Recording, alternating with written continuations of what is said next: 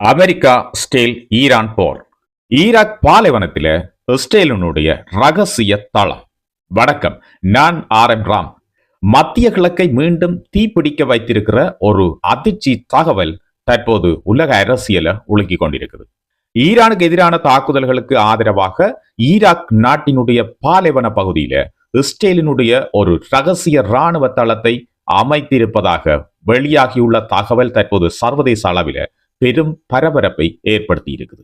இந்த தகவலை முதல் வெளியிட்டது உலகத்தினுடைய முக்கியமான ஒரு பத்திரிகையான வால் ஸ்ட்ரீட் ஜேர்னல் என்ற பத்திரிகை தான் வெளியிட்டது. ஆனால் ஏன் இஸ்ரேல் ஈராக் நிலப்பரப்புக்குள்ள ஒரு ரகசிய நகர்வை செய்ய வேணும்?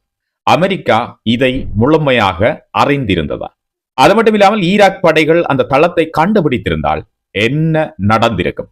மற்றும் இந்த சம்பவம் மத்திய கிழக்கில் இன்னொரு பெரிய போரை தொடங்கி இருக்குமா என்று அதை பற்றி முழுமையான ஒரு புலனாய்வு கதையைத்தான் நாங்கள் பார்க்க போறோம். பாலைவனத்தின் நடுவே மறைந்திருக்கும் தளம். 2026 பிப்ரவரி இறுதியில அமெரிக்காவும் இஸ்ரேலும் இணைஞ்சு ஈரானுக்கு எதிரான தாக்குதல்களை ஆரம்பித்த அந்த நேரம் உலகத்தினுடைய கவனம் பெரும்பாலும் ஹோர்முஸ் நீரிணை, டெக்ரான் மற்றும் இஸ்ரேலினுடைய பாதுகாப்பு அமைப்புகள் மீதுதான் இருந்தது. இந்த சந்தர்ப்பத்தை பயன்படுத்தி கொண்டு இன்னும் ஒரு முக்கியமான விஷயம் உலகத்தில நடந்து கொண்டிருந்தது. ஆனால் அதே நேரத்தில் உலகத்துக்கு தெரியாமல் இன்னொரு நடவடிக்கை அமைதியாக மிக கச்சிதமாக நடந்து கொண்டிருந்தது. ஈராக்கினுடைய மேற்கு பாலைவன பகுதியில மக்கள் வாழ்வதற்கே மிக கடினமான ஒரு மிகப்பெரிய பாலைவனம், வெறிச்சோடிய பகுதி. இந்த பகுதிக்குள்ள இஸ்ரேலினுடைய சிறப்பு படையினர் ஒரு மறைமுக ராணுவ தளத்தை அமைத்ததாக தற்போது தகவல்கள் வெளியாகி புயல கிளப்பி இருக்கு. இந்த தளம் ஒரு சாதாரணமான ராணுவ தளம் இல்லை. இஸ்ரேலினுடைய போர் விமானங்களுக்கு எரிபொருள் மற்றும் ஆயுத சப்ளை வழங்கக்கூடிய மிகப்பெரிய ஒரு மையம். அது மட்டும் இல்லாமல் இந்த தளம் ரகசிய கண்காணிப்பு நிலையமாகவும் இருந்திருக்குது, செயற்பட்டிருக்குது. அது மட்டும் இல்லாமல் இந்த இஸ்ரேலினுடைய ரகசிய முகாம் அவசர மீட்பு நடவடிக்கைகளுக்கான மையமாகவும் செயற்பட்டதாக இப்பொழுது தெரிய வந்திருக்குது. சரி, இப்போ ஒரு கேள்வி வரலாம். ஏன் ஈராக்? இதுல இருக்கிற மிக முக்கியமான கேள்வியே இதுதான். இஸ்ரேல் ஏன் நேரடியாக தனது நிலப்பரப்பில் இருந்து தாக்குதல்களை நடத்தவில்லை? இதற்கு இருக்கிற முதலாவது காரணம் தூரம். இஸ்ரேலில் இருந்து ஈரானிய முக்கியமான அணு மையங்கள் இருக்கிற இஸ்பகான், நத்தான்ஸ், போடோ போன்ற பகுதிகளுக்கு போர் விமானங்கள் இஸ்ரேலில் இருந்து தொடர்ந்து பறப்பது மிகவும் சிரமமான ஒன்று. மேலும் தன்னுடைய வான்வழி பாதுகாப்பை ஈரான் பல ஆண்டுகளாக வலுப்படுத்தி வந்தது என்ற நியூஸ் இஸ்ரேலுக்கு வடிவா தெரியும். அதனால் ஈரானுக்கு அருகில ஒரு ஃபார்வர்ட் ஆபரேட்டிங் பேஸ் தேவைப்பட்டதாக பாதுகாப்பு ஆய்வாளர்கள் கருதுகின்றார்கள். இந்த தேவைக்காகத்தான் இஸ்ரேல் ஈராக்கை பயன்படுத்தி ஈராக் என்ற ஒரு இறமையுள்ள நாட்டிற்குள்ளே, அந்த நாட்டில் இருக்கின்ற ஒரு முக்கியமான மக்கள் நடமாட்டம் இல்லாத ஒரு பாலைவனத்தில தன்னுடைய ரகசிய முகாமை அமைத்திருக்கிறது. ஈராக் என்ற இறமையுள்ள நாட்டுக்குள்ள இன்னும் ஒரு நாடு இஸ்ரேல் வந்து தன்னுடைய முகாமை அமைக்க முடியுமா? ஈராக்குக்கு தெரியப்படுத்தாமல், ஈராக்கினுடைய அனுமதி இல்லாமல் இந்த நாட்டுக்குள்ள இஸ்ரேல் நுழைய முடியுமா என்றால் முடியும் என்றுதான் நாங்கள் சொல்லலாம். ஏனென்றா ஈராக் என்ற நாடு தற்பொழுது குறிப்பாக அமெரிக்காவினுடைய கட்டுப்பாட்டில் தான் இருக்கின்றது. அமெரிக்காவினுடைய மிக நெருங்கிய நட்பு நாடு இஸ்ரேல். இந்த யுத்தம் கூட இஸ்ரேலுக்காக நடத்தப்படுவதாக அமெரிக்காவில் கூட இப்பொழுது கருத்துக்கள் இருக்கின்றன. எனவே மிக இலகுவாக ஈராக்கினுடைய பகுதிகளை இஸ்ரேல் பயன்படுத்திக் கொள்ளலாம். ஆகவே இப்பொழுது எங்களுக்கு ஒரு கேள்வி வருது. அப்படி என்றால் அமெரிக்காவினுடைய ஒப்புதலோடு தான் இந்த முகாம் இங்கே அமைக்கப்பட்டதா? இந்த விடயத்தில் இருக்கிற மிகவும் அதிர்ச்சியூட்டக்கூடிய தகவல் என்னென்றா, அமெரிக்காவிற்கு இந்த ரகசிய தளம் முன்கூட்டியே தெரிந்திருந்ததாக கூறப்படுகிறது. வால் ஸ்ட்ரீட் ஜேர்னல் வெளியிட்ட தகவல்களின்படி அமெரிக்காவினுடைய அறிவோடும் ஒப்புதலோடும் தான் இந்த தளம் அமைக்கப்பட்டதாக கூறப்படுகிறது. இதன் மூலம் அமெரிக்கா நேரடியாக களத்தில் தெரியாமல் இருந்தாலும் பின்னணியில் முழுமையான ஒத்துழைப்பை வழங்கி இருக்கின்றது என்ற சந்தேகத்தை இப்பொழுது அதிகரிச்சிருக்குது. இது உண்மையானால் மத்திய கிழக்கில் அமெரிக்காவினுடைய மறைமுக இராணுவ செயற்பாடுகள் பற்றிய புதிய கேள்விகள் எழத் தொடங்கும். சரி, இந்த ரகசியத்தை உடைத்தது யார்? எந்த அளவு ரகசியமாக செயற்பட்டாலும் ஒரு சிறிய தவறு அனைத்தையும் வெளிச்சத்துக்கு கொண்டு வந்துடும். அதற்கு சான்றுதான் இந்த ரகசிய முகாம் வெளியில வந்த விஷயம். மார்ச் மாத தொடக்கத்தில அந்த பகுதியில ஆடுகள் மற்றும் ஒட்டகங்களை மேய்த்துக் கொண்டிருந்த ஒரு மேய்ப்பன் வானத்தில தொடர்ந்து ஹெலிகாப்டர்கள் பறந்து கொண்டிருக்கிறத கவனிக்கிறார். இங்கதான் விஷயம் அவுட் ஆகுது. மக்கள் நடமாட்டமே இல்லாத இந்த பாலைவனத்தினுடைய நடுப்பகுதியில அசாதாரண நடமாட்டங்கள் இருந்ததை அந்த மேய்ப்பன் அவதானிக்கிறார்.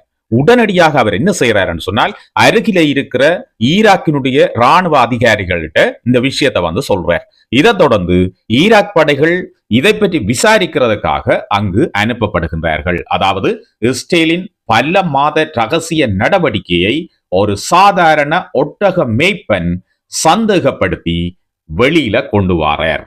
அதிரடி வான் தாக்குதல். இந்த விடயம் வெளியில வந்தவுடனே ஈராக்கினுடைய படைகள் அந்த இடத்தை நோக்கி நகருகின்றார்கள். அந்த கேம்ப் யாருடைய கேம்ப், யார் அமைத்திருக்கின்றார்கள், இந்த அசாதாரண ராணுவ நடமாட்டங்கள் என்ன, அந்த விஷயத்தை ஆராயறதுக்காக ஈராக் படைகள் அந்த இடத்தை நோக்கி நகரும் போது திடீரென வானில் தாக்குதல்கள் ஆரம்பிக்குது. இதைத் தொடர்ந்து அந்த தாக்குதல்களை இஸ்ரேல் மேற்கொண்டதாக தற்பொழுது கூறப்படுகின்றது. ஆனால் அந்த நேரம் இந்த தாக்குதல்கள் எந்த இராணுவத்தால மேற்கொள்ளப்பட்டது என்ற குழப்ப நிலை இருந்தது.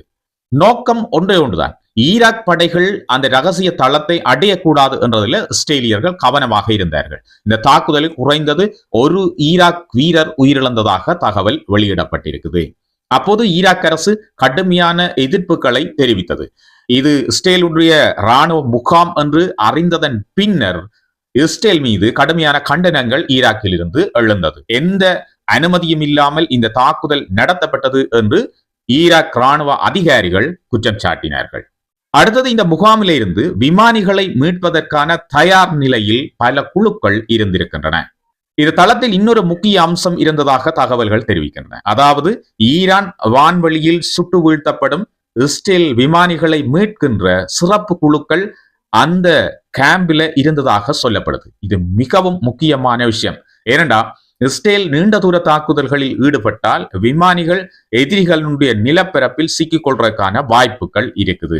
அதனால அந்த முகாமில ஹெலிகாப்டர்கள், மருத்துவ குழுக்கள், சிறப்பு படையினர், அது மட்டும் இல்லாமல் இரவு பார்வை உபகரணங்கள் கூட இந்த தளத்தில தயாராக இருந்ததாக சொல்லப்படுகின்றது.